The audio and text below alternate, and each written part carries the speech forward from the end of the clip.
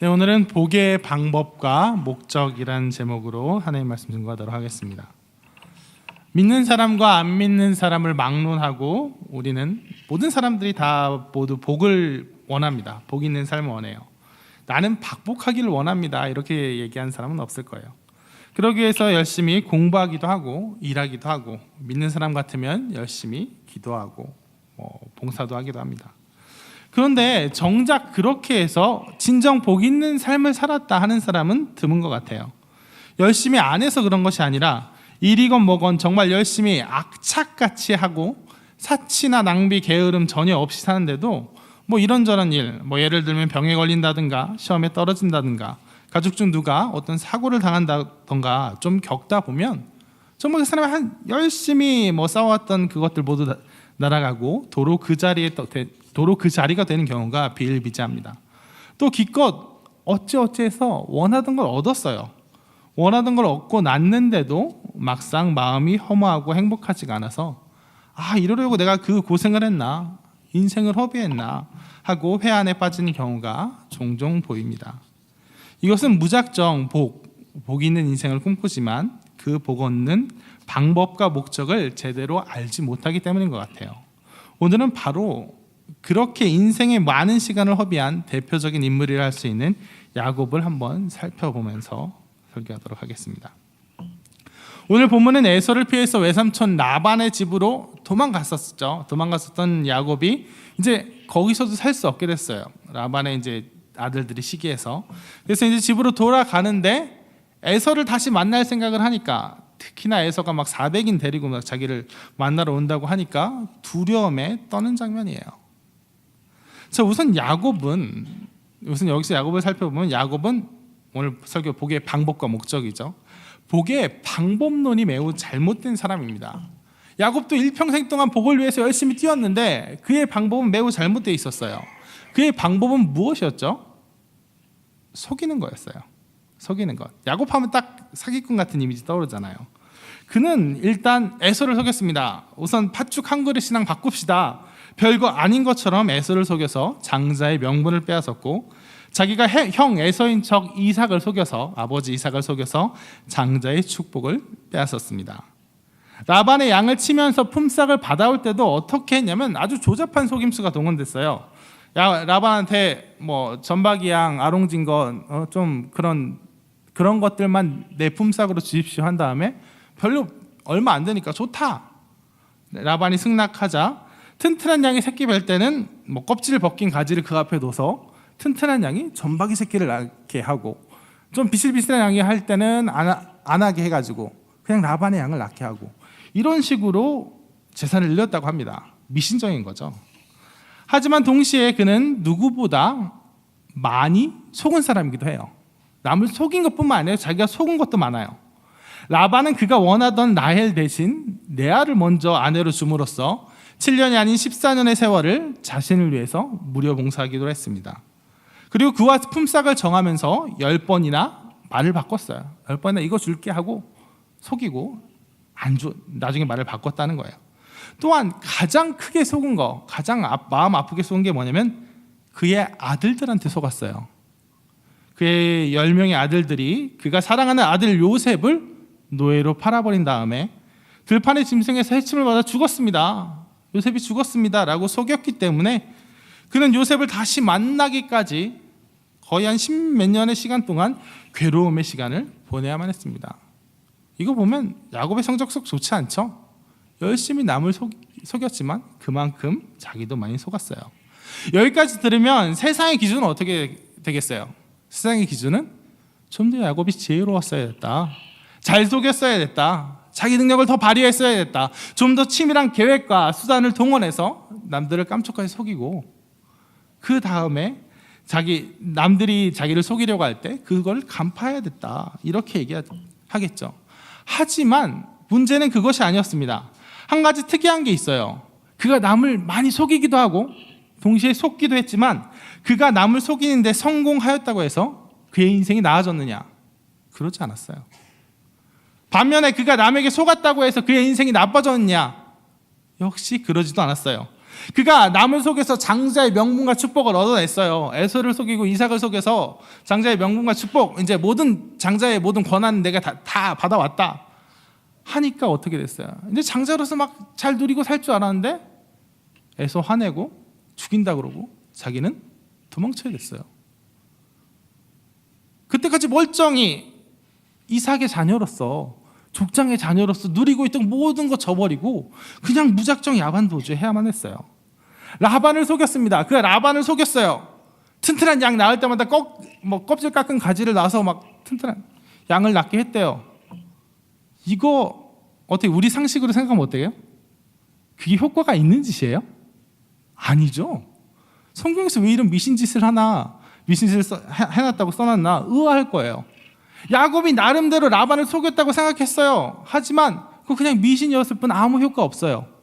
그의 양떼가 늘어난 것 그저 하나님께서 잘되게 해주신 것이라고 성경에 나와 있어요. 그리고 오히려 그렇게 해서 양떼를 불려놨더니, 어떻게 됐든 양떼를 불려놨더니 오히려 라반의 아들들이 그를 시기해서, 그래도 십몇 년 동안 정부치고 살았던 라반의 집에서 쫓겨나야만 했어요. 그가 사람들을 속여서 무언가를 얻어낸 것 같다고 했을 때마다 오히려 그것들, 그의 인생을 넘어뜨리고 무너뜨리고 도망치게 만드는 일로 바꿔져 버렸어요. 그리고 그가 남에게 속았다고 했을 때, 속아서 큰 손해 본 것 같아 라고 했을 때 오히려 그것이 그의 인생을 더 풍요롭게 만든 적이 많아요. 라반이 그를 속였습니다. 라헬뿐만 아니고 레와와도 결혼하게 했어요. 그래서 14년간 고생하게 했어요. 그래서 그 결과 어떻게 됐어요? 레와와 라헬, 그리고 그들의 질투로 인해서 그들의 몸종인 빌하와 실바까지 얻어서 12아들을 낳았어요. 이스라엘의 12지파가 되는 12아들을 낳았습니다. 요셉에게 10아들에게 속아서 요셉이 죽은 줄 알고 고통의 세월을 보냈어요. 엄청 손해 같아요. 하지만 그로 인해서 어떻게 됐어요? 애굽으로 간 요셉으로 인해서 짧게는 그의 집이 기근에서 구원함을 받고, 길게는 애굽으로 내려가서 큰 민족을 이루는 토대를 이뤘다는 거예요. 그러니까 어때요? 세상의 기준은 이래요. 우리의 상식은 이래요. 누군가를 속였어요. 그래서 이득을 얻었어요. 그럼 내 인생이 풍요로워져야 돼요. 내가 누군가에 속았어요. 그럼 손해를 봤어요. 그럼 내 인생이 피폐해져야 돼요. 하지만 그렇지 않아요. 야곱의 인생, 오히려 남을 속였을 때보다 속았을 때 더 잘 되기도 했어요. 이것은 무엇이냐? 그의 인생을, 사람의 인생을 좌지우지하는 것은 그의 계획과 수단이 아니라는 거예요. 그가 자신의 능력으로, 자신의 계획으로 자신의 인생을 어떻게 잘 꾸려가느냐, 거기에 달린 게 아니라는 거예요. 특히나 믿는 사람에게는 더더욱 그렇다는 거예요. 믿는 사람의 인생을 좌지우지하는 거, 그 자신의 계획과 수단이 아니에요. 믿는 사람의 인생은 그 사람이 얼마나 능력 있고 지혜 있어서 남들과의 경쟁에서 이기느냐, 그래서 뭘 쟁취해내느냐, 그걸로 정해지지 않아요. 믿는 사람의 인생은 하나님이 정해주신 거예요. 하나님이 보시기에 그 사람, 그 성도의 삶이, 얘한테는 축복을 좀 줘도 되겠다, 얘한테는 좀 이 정도 누리게 해줘도 되겠다 하는 사람은 누리게 해주세요. 그가 부족할지라도, 그가 어리석을지라도, 그가 막 남들이 보기에는 저거 진짜 이상한 사람인데, 이상한 사람인데까지는 아니고, 저렇게 살아서 저렇게 그냥 허허하고 호인처럼 살아서 악착같이 못해서 되겠나 싶은데 인생이 풍요로워요. 넘쳐요. 근데 저 사람은 매번 악착 같은 것 같고 되게 유능한 사람인 것 같은데 뭔가 모였다 싶으면 하나님께서 다 걷어가 버리세요. 왜? 넌 아직 그 축복 감당할 준비가 안 됐다는 거예요. 오히려 그게 어떤 물질적인 축복을 주면 그 사람을 넘어지게 하는 도구가 된다는 거예요. 그렇기 때문에 성도의 삶은, 성도가 복을 받고 안 받는 건 특히 그의 성실함이나 수단에 달리지 않았습니다. 하나님이 보시기에 좋겠다 싶으면 부어주시고 이상하다 싶으면 부어주지 않는 거예요. 그래서 야곱은 많은 인생을 허비했습니다. 많은 인생을 허비했어요.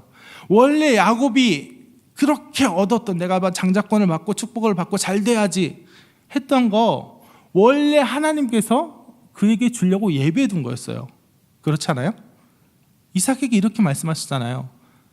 하나님, 제 두 아들이 쌍둥이가 태중에서 싸우는데 어떻게 될까요? 하니까 하나님께서 큰 자가 작은 달을 섬기리라. 에서가 야곱을 섬길 거야. 야곱이 장자가 될 거야. 야곱이 언약의 당사자로서 오히려 다스리는 지도자가 될 거야 하고 하나님께서 약속해 주셨는데, 야곱은 어때요?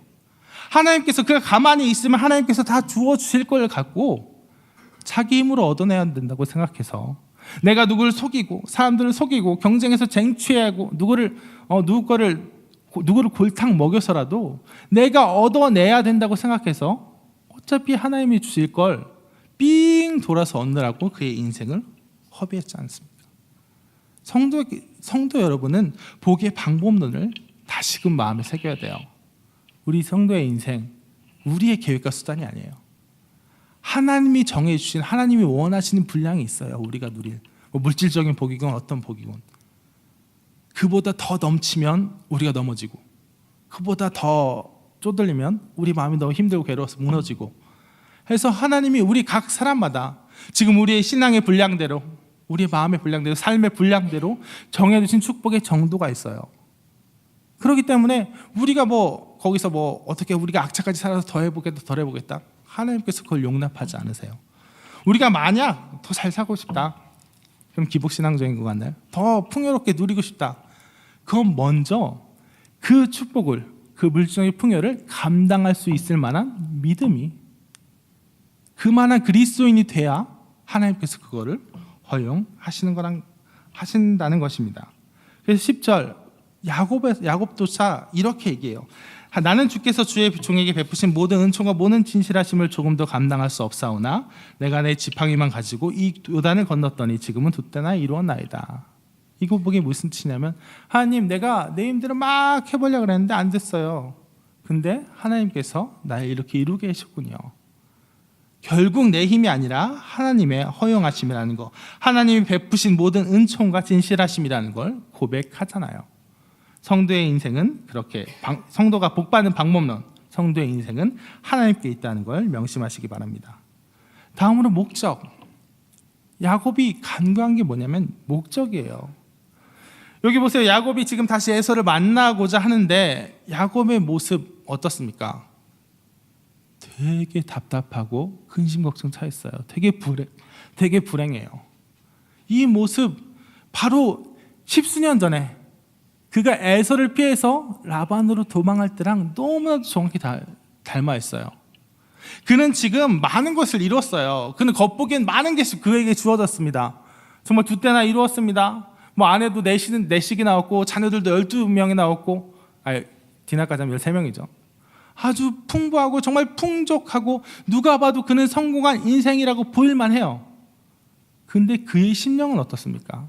그의 마음속 정말 깊은 마음속 정확한 마음은 어때요? 에서가 죽인다고 을러대던 에서를 피해서 라반의 집으로 도망가던 그때 그 두려움 그대로 돌아와서 에서를 만나는 그 마음 역시 에서에 대한 두려움으로, 근심 걱정으로 가득 차 있는 거예요. 이것은 그의 많은 부와 그의 많은 소유가 그의 영혼을 평안케 해주지 못함을 정확하게 표현하고 있습니다. 우리 사람의 마음은, 사람의 행복은, 특히나 성도에게 있어 복은 소유의 많고 적음에 달린 것이 아니기 때문이에요. 야곱은 일평생 동안 복을 꿈꿨습니다. 장자권을 얻어야지. 그래, 내가 우리 부족의 지도자가 돼야지. 내가 많은 때를 이루어야지. 그래서 그것으로 내 영혼을, 내 인생을 살찌우게 하겠다, 풍요롭게 하겠다 했지만 그가 열심히 얻은 거 어떻게 됐어요? 열심히 얻었지만 여전히 에서의 위협에 두려워 떨어야만 했어요. 열심히 얻어서 부족의 무족장이 되고 부자가 됐지만 그걸로 인해서 어때요? 자녀들이 싸우고 자녀들과 생이별해야 했어요. 야곱이 주어진 부가 아니었으면 오히려 그의 인생은 더 행복했을지도 몰라요. 싸웠겠어요? 요셉이랑 형들이랑? 없는 집안은 안 싸워요. 있는 집안이야 싸우는 거예요. 그러니까 야곱에게 있어서 잘못된 거 뭐냐? 그는 하나님이 그에게 약속해 주신 축복, 너에게 장자권이 갈 거야. 네가 언약의 당사자가 될 거야. 네가 아브라함, 이삭을 잇는 부족의 우두머리가 될 거야. 네가 정말 많은 것들을 얻게 될 거야를 수단이 아닌 그 자체로 목적으로 받아들였다는 거예요. 하나님께서 성도에게 주시는 모든 물성이 부나 성공, 아니 그냥 다 복이라고 하죠. 다 그냥 뭐 신학적인 의미의 복, 뭐 하나님과 함께한 은혜 뭐 이런 거 말고 그냥 우리가 복하면 생각하는 거, 뭐 마음도 평하고 기쁘고 막 다복하고 물정이 풍요와 성공, 이런 것들은 다 성도에 있어 어디까지나 수단에 불과하다는 거예요. 우리가 진짜 궁극적으로 바라봐야 될 그 복, 우리의 마음을 진정으로 평안케 하고 우리의 인생을 진정으로, 내 인생 진정으로 성공했다, 내 인생 진정으로 기쁘다, 내 인생 진정으로 이 인생 살만한 인생이었다라고 고백할 수 있게 하는 건 바로 하나님과 우리의 관계, 하나님과 우리가 맺는 지극한 그 사랑, 그 사랑이 우리를 비로소 행복하게 만들고 풍요롭게 만든다는 거예요. 하나님께서 우리에게 주어지는 그냥 일반적인 복은 그걸 감당하기 위해서 우리에게 주어진 수단에 불과해요. 야곱에게 왜 복을 주셨어요? 왜 부족의 우두머리를 삼아 주셨어요?